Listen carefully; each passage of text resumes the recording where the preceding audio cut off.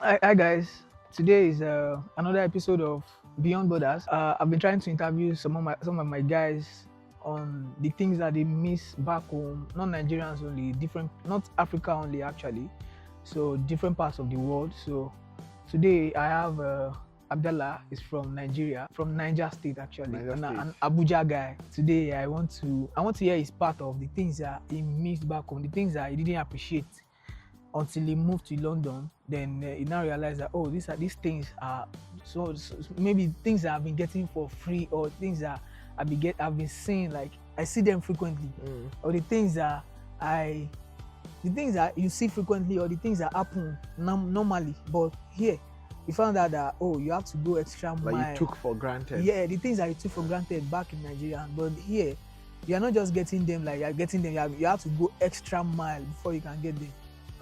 Yeah, do you get? Yes, obviously. As you're speaking, the first thing that came to my mind was how community is like important, like it's a valuable thing in this country.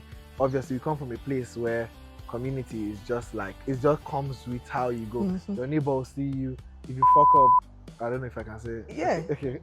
If you fuck up, your neighbor can flog you. Yeah. Or like your auntie or your uncle. Someone can see you from school and they can just like, I remember like my neighbors bring me back home all the time from school if they just come to pick their kids. And like something like, while here, there's obviously an individual mindset because you know everyone is busy. Like time is so valuable here that like by the time you're done doing whatever you're doing, the remaining free time you have, you want to use it for yourself to rest. If you have a family, then you're definitely applying that to your immediate family, which makes you more busy. Yeah. So community. So I always remember like when I first came and I was in Northampton and I'll see my neighbors, like I'll just be like, hi, like I'll try and go to, and there's a like no fear me, like you know, everybody's just reacting like yes, be careful and don't come close to me. And I've done that like 2 or 3 times and I realized like, am I a creep or something? Like it feels like I'm scaring people. Yeah. But then with time I realized that it's just not the norm here. And I just kind of had to get to that. So I have to form my own community based on maybe mutual interest or things that you have to do. Friends yes. around. So first thing that came to my mind is that like how valuable that is, or like mad. I won't even lie, like Indomie is expensive here. I wasn't expecting that. Yeah, I know. Indomie. As I'm speaking, Indomie is expensive. Like, I mean, it's not like crazy expensive, but it's still way more expensive than I would think. Like it would, because I think Indomie is like 10, 15. It can be 15 for a pack, like a whole pack of Indomie. Yeah, I think maybe it's because it's not their thing. It's not their. Like importing, you have to import. Yeah. But then Chinese people import too. Yeah, like, Chinese people import. And Chinese food isn't as expensive. Like so. You know, I feel like Indomie feels like something that like a Nigerian kind of thing. Maybe Ghanaian as well. Yeah, that's why it's so expensive. So like, why are we? I don't know, but it's just another thing that I realized that so, community Indomie. Community and Indomie. What else? Community Indomie. Those are like for now, like some of like the most important things. Like maybe as we converse. What about you? Is there something that you? The thing is, my own is community. You know, because while I was growing up, about this thing that is not your parents alone that's going to watch over you.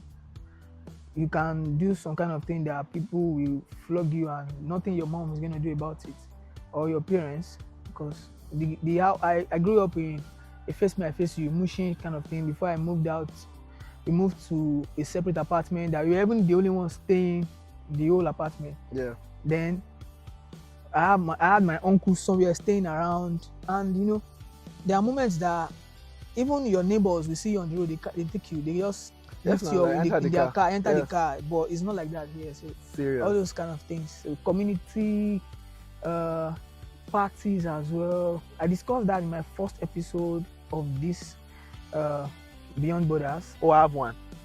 You know when like people invite you for their birthday parties here, it's like you still have to kind of pay for yourself, even if you are being invited.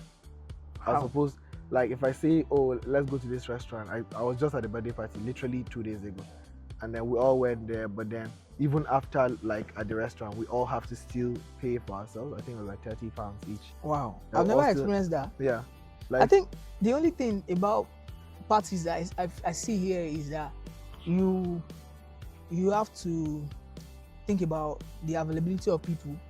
Okay, today for example, when I was calling you guys, okay, I'm going to host everyone in school, let's eat and have fun. You have an interview by 12:30. Akim was available. Yola had our own training by 2:00. Fatima was just coming, so everyone different times. We had to sit down, wait for everyone to be around. So I think that's just the availability of time is the only thing I've experienced many times here. I didn't know that you have to pay for your own. No, well, obviously it's not. It depends. If you have a strong community, that might even change. Let's say, I think that's less likely with a Nigerian party or something like that. But just generally outside of your community, if you have a friend that's like, let's meet at this restaurant, and I've had that many times. Let's say, let's meet at Nando's and celebrate my birthday.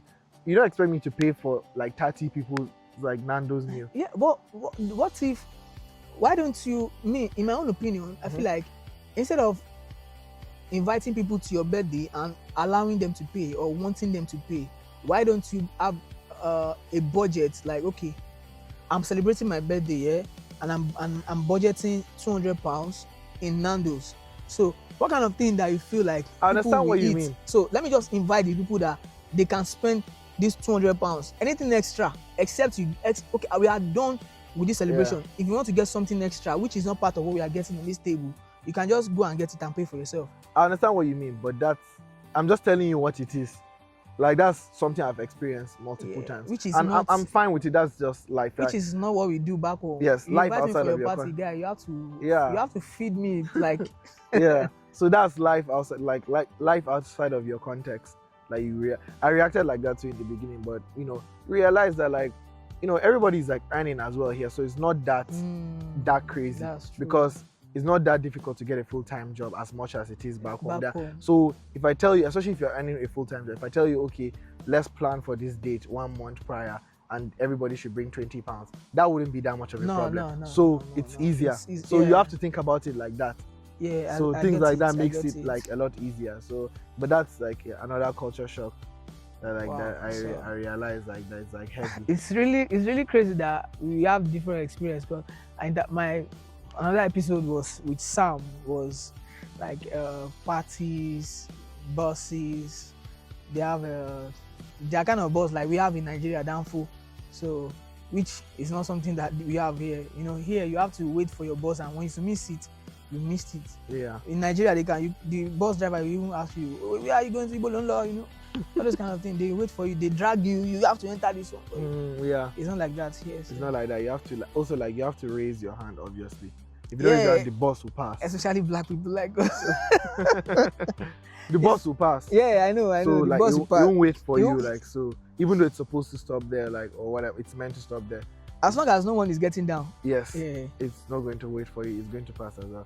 So that's like another major culture shock. It's very interesting. Oh, another one I remember. Sorry, I'm thinking in real time.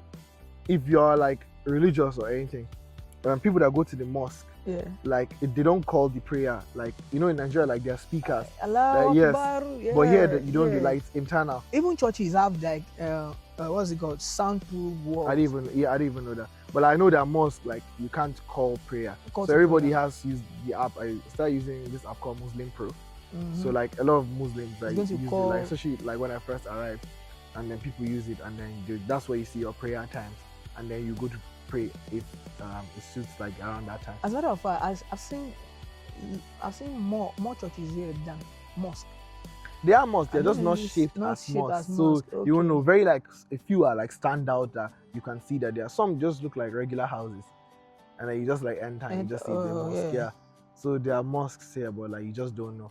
But here and there's a big national mosque. I can't remember where it is, but there are many. I've only seen 2 mosques here. The one is the Central London mosque, and there's one at Croydon. It's a mosque. Yeah. There are mosques everywhere. The only time that place is a mosque is if you are in a bus sitting upstairs. Yes. You can see that's a mosque. Yeah. But just passing by, you won't know that's a mosque. Even in Colindale, there's a mosque. Yeah, I know definitely everywhere there should be. But that you just won't know. So that's another culture shock.